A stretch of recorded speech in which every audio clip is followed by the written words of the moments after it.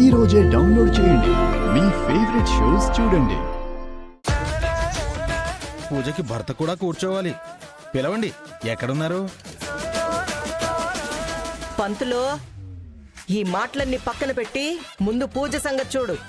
ఇదిగో అమ్మాయి, నువ్వు వచ్చిన ఎడం వైపు కూర్చో. ఇక పూజ మొదలు పెడదాం.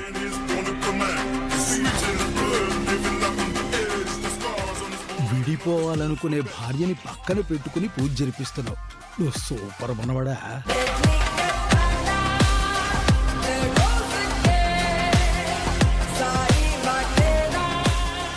ఇదిగో అమ్మాయి, ఎలాగూ నీ భర్త ఇక్కడ లేడు, ఇప్పుడు రాడు కాబట్టి పెళ్లి కాని వాళ్ళకి రంగులు పూసే.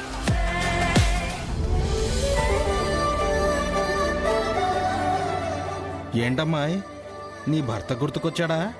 అవును, గుర్తొచ్చాడు.